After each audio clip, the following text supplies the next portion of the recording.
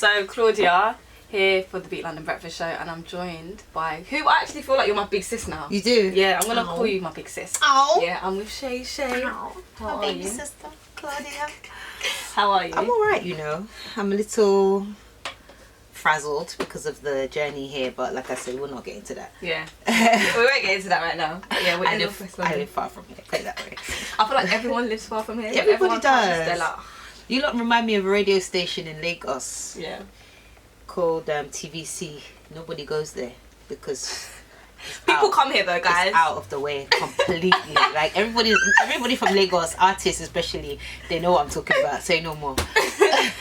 But the difference is people come here and you came here. I came here. Yeah. I came here. Now I'm in London now. I can't not come here. All the way from Nigeria. Am I high? And speaking Am of I London, alright? you were born in London I was. and raised in Tottenham. True.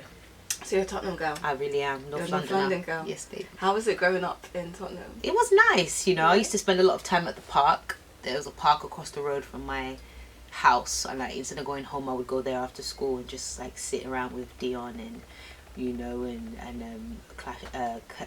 Kalashnikov and all these guys, and it was interesting because you know all the Tottenham men used to be there and hang out, and a lot of them are actually stars now or have been stars and then kind of like gone, and you know, but it really cultivated my music and my love for music in my career.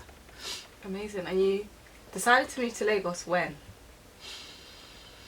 I decided to move to Lagos in 2012? Yeah, 2012. Yeah. What was the deciding factor? 10 Were years now. you going back and forth at one point, like for holidays? I was or- going back and Yeah. forth. I was going back and forth. But when I went to Nigeria the first time alone, it was to pursue my music career, and I had help from a legend of Nigeria called Sound Sultan, who died last year.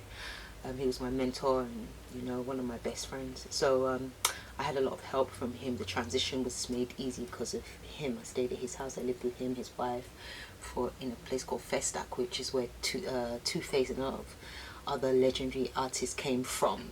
Festac was a very musical like area, so I'm very grateful to have had that experience in a year or two living there and living with him, and it was a really nice smooth transition for me. Didn't really have much problem because he was already famous. I used to go and do radio tours and shows with him, so that's how I got introduced to the market. Wicked. And when you talk about your career, you're actually a singer, songwriter and actress. Yeah. Yeah. What would you say that you enjoy doing the most? I feel like you're going to say you enjoy singing the most. right? I do enjoy singing the most because that's how I started, and I don't sing like it's a job. Do you get? I sing because it makes me happy, or I sing when I want to be happy. Okay. So yeah, Amazing. I don't act because I want to be happy. I did a movie, ended up on Netflix, ended up in cinemas around the world, and I didn't think it would be that big, but I'm happy it did get that big. And you say you sing because it makes you happy. Would you say that writing as well makes you happy and allows you to release in the same way? Was it because you want to deliver that message yourself? To be fair, I don't write as much as I used to, or in the way that I used to before. Like when I was younger and more like feeling more creative and more like just inspired by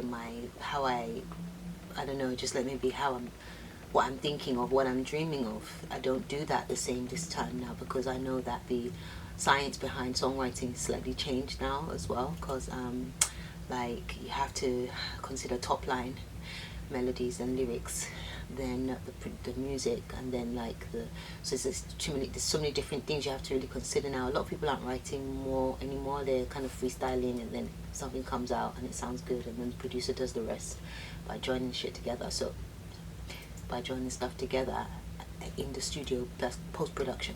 So it's like the writing process is now a whole process with different people, whereas I used to just sit up in my room and put pen to paper and just write to a melody in my head, and then adapt the melody when I get in the studio with the producer if I had the opportunity to. Oh, so there was more freedom before that you enjoyed. Okay. I still enjoy it, but now I collaborate more with songwriters that specifically write top lines or lyrics, or that are lyricists or producers that know how to chop and change. Okay, wicked. Recently, got an album called Big Girl. Why did you actually call it Big Girl? I don't know. I think it's just because I was embracing my journey and my growth, and I had realized that I had grown a lot since my first album, which was in 2015, called Seyi Shay, which is a fantastic album. It's a classic album, and I'm saying that because I listened to it the other day and I was blown away. And I listened to it the other day because some fans had just been, I don't know why, just like going around on Twitter, this album, and I was like, you know what, let me even listen to the album. I was like, damn, it's so ahead of its time, and so crazy and so dope. But you know, still there were certain things missing, certain elements missing, like cohesiveness, in the sense that I was still experimenting with my sound.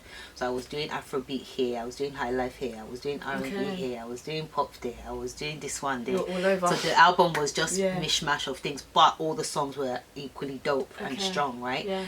But this particular album, Big Girl, is kind of like a catalogue of experiences and growth since then till now, like my downfall, my uprise, my hurt, my pain, my relationships, my achievements, monumental moments in my life. I managed to capture it all in 11 songs on this album. Also, you know, people trying to bring me down, and you know, a lot of that horrible stuff, the trolls and stuff like that. I captured everything in this catalogue of music in 11 songs, and that to me made me feel like I was grown. I had grown because I embraced my vulnerability, and I think that embracing your vulnerability is the difference between you being a big woman and a small girl. I love that. A little girl and a big girl. I love the way you've mentioned how it's your most vulnerable piece of work.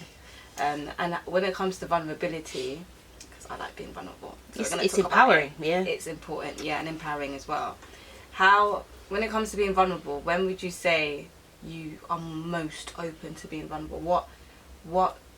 What kind of environment, or what are the key things that make you be like, I'm in a space where I can be vulnerable? Obviously when I'm with my loved ones, like for sure when I'm with my man, like that's just obvious. But also when I'm with my girlfriends, that because I know that no doubt more likely than not they've been through the same thing, or they're going through the same thing, or they're going through something I've been through. Amazing. So collaborations on the album. Wandeko, Yemi, Alade, you had Kalema. One person that I was so happy to see that you added on the album was Backroy G. Yes. Especially as we are here in London, the Beat London. And it's North London link up because he's actually from Finchley side. Yes. So it's great. What actually made you decide to work with Backroy G? He was in Lagos. He was doing a few sessions with different people. My A&Rs said, hey, Backroy G's in Lagos, are you interested in us, asking him to work with you? I said, yeah, sure. And because I've heard of him, I didn't know how it was going to work or sound, because his style is completely different to what you guys hear on the album, on my song. It was different. So I was like, I don't know how it's going to work, but he really came through. He obliged and he came through, and he followed the energy of the song. So Maserati Sexy, and he really came through riding it nicely, and his energy is infectious, isn't it? Very. So that was one thing I was happy about when he was on the album. You have a song called Let Me Know. And you one shared, of my favourite songs actually. After you shared your story behind it, it's actually become one of my favourite ones as well. Dope. Because but we're gonna get into it. Okay. Because with the song, you shared the story behind it, and this is one thing I love about artists, when you listen to a song, but as soon as you hear the story behind it, it's like it becomes deeper. Different. And you understand. Or when you it see more. a video to it becomes you understand it a bit more. So when you shared the story behind it, saying that you met someone, you became close, like friends. Because sometimes as girls, we've been there. You meet someone, you think it's going great.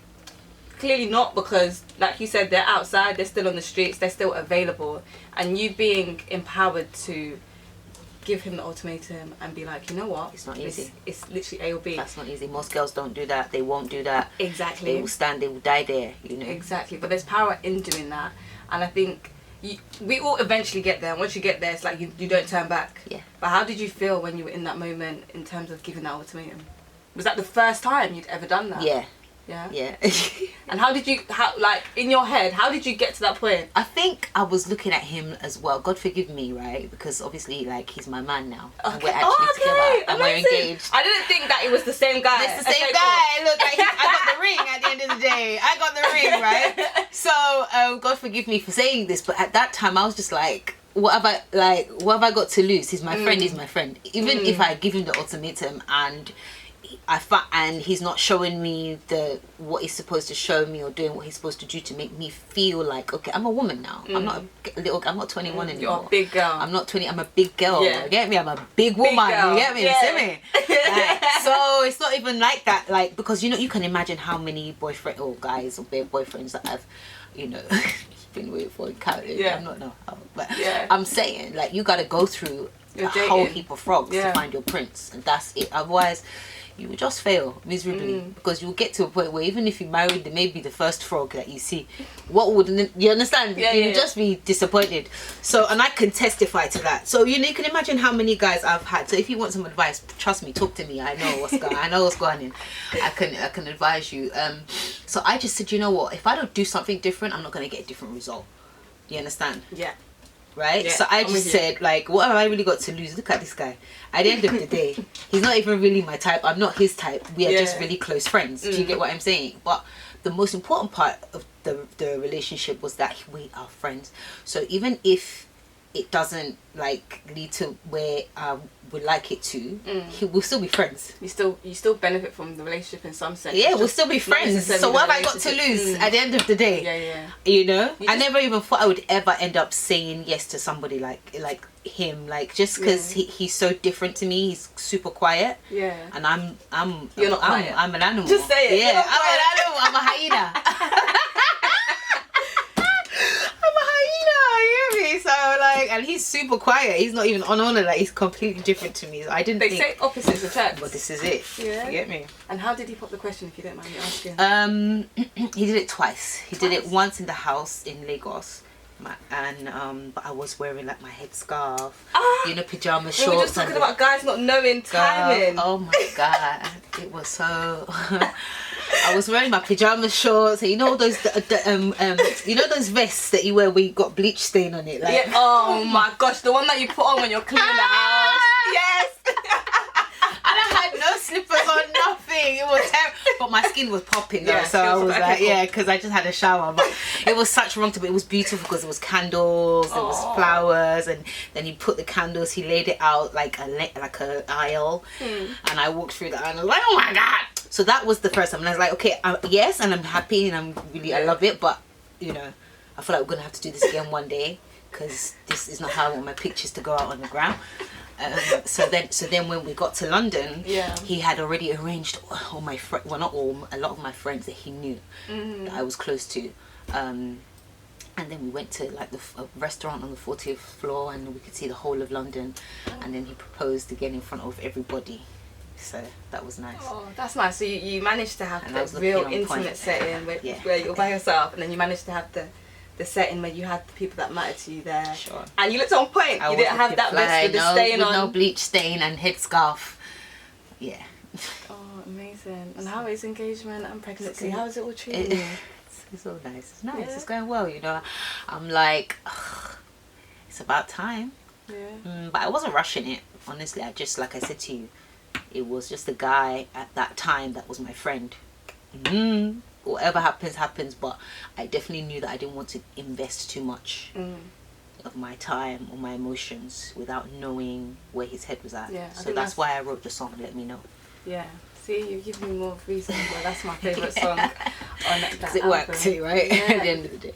It works! It does work, so ladies. Take note. It works. Trust me, you've got nothing to lose. Even if he's the hottest, flyest, richest guy, trust me, it is not worth like years of uncertainty and uncomfortability, and then looking back and thinking, what was that about? A waste of time.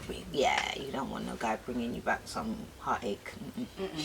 You get to a point where you're like, okay, I'm tired and I'm done with it, And yeah, when you have even achieved something like really, really substantial, and you know, and you still want it, you will see that they will be the ones even asking you, how far now? Like, what's up? Where do we stand? You get me? Yeah. So. Yeah, love that.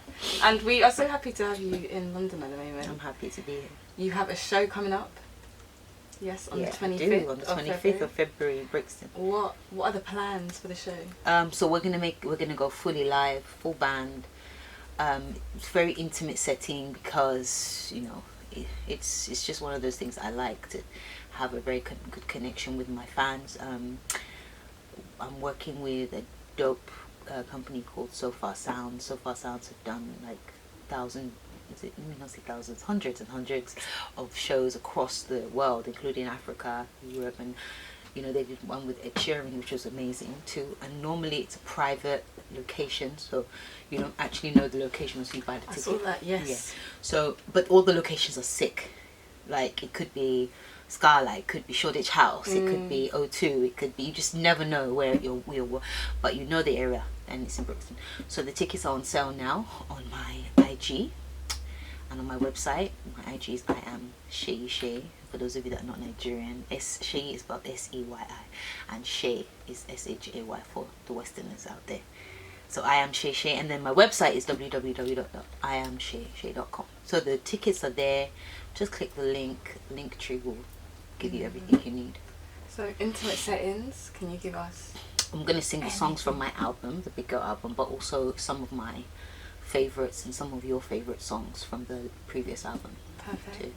Perfect. And we were talking before we started rolling about how you are tapping into the Afro house scene. Girl, this is really exclusive. I hope really you know exclusive, that. Yeah. Yeah. This is to the point where there's not even a release date. But I teamed up with Robin M. So for those of you that are in the house music scene, especially the soulful house, Afro house music scene, you know a DJ called Robin M, who's also an incredible producer. So we did a smash record the last time I was here, which was a few months ago, and he's been testing it in different clubs and different raves and parties and stuff, and it's been going down so well that the team, publishers, labels, everybody was like, this has to be a single. So we just signed off on it the other day, and it's coming out as a single. So because it's so different to my sound, it's scary. But because it's such a smash, such a banger, like it's so hard. I don't mind. It's still a proud piece of work. But scary's good. I try gravitate towards things that scare me, because when you're scared, it's when you're uncomfortable, isn't it? Which means there's going to be growth there. True. So it's going to open up doors. Wise woman, wise words. Thank you. That's nice. That's reassuring. Thanks. Yeah, I'm looking forward to it. What else can we look forward to? What can you look forward to? The next single from the album will be Stamina, featuring Kalema, which you said you heard about them, haven't you? They're rising fast. They're doing big things in Portugal and France and the rest of the world, nominations and all these things that they're doing. I'm really proud to have them as part on the album. I'm here till mid-year, you know. Mid-year, perfect. Yeah. I'm doing a lot of promo out here, so I would appreciate it if you played my stuff like once in a while. Anytime you remember your big sister, just I've got you, sis. You know what? Let me know. Let me play that song, because you know I like the song and I know what it's about now. And also just get your listeners to support. Buy the tickets, guys, because you know I want to get to know you, and I would like you to get to know me on a real level. I'm not this same as this you know, Bakuru. One bam, thank you, ma'am. Artists that will just come through and just give you. What is Bakuru? I always hear it, and I assume like I move like I know what it means. No offense or nothing. It's all love. You know, sometimes artists will just come through and just give you miming, or give you what's it called, miming, or what is this, karaoke, and just give you like 1-2 step and bounce. Right? No, this is going to be worth your money, and and it's going to be worth the experience. And I hope to make you my lifelong fans, and as I hope to serve you for a lifetime too. So let's get it. You know what? We've had such a great time. Thanks. And I've had a great time. I hate to bring this to an end, and I feel like you've dropped so many gems when it comes to relationships, when everything. Yeah. What message would you like to give people when it comes to your album, and what they should take away from it, and the performance from your live show? My album was My album is intentionally nostalgic of the 90s, because because when I grew up, that's the era I grew up in, and most of the music in the 90s are a soundtrack to my life, actually. And so even from the album cover of me as an 8-year-old girl, you know, it was giving them, It was cute with a crowd. it was it was giving them Illmatic vibes, or you know, the Biggie Smalls cover. Oh God, how can I forget that name of the album? Oh my God, kill me. Yeah, so you know, it was giving them those vibes, and then musically as well. You know, it's easy listening, but it's like R&B, but not over processed R&B. It's still quite soulful. You know, that was all intentional, because again, vulnerability played a big part and a big role in my life and to the growth that I've experienced in. I think you can just like experience and expect to have, you know, just some different vibes in real music. Amazing. Wicked. Well, thank you for joining us. Thank you for having me. Thank you.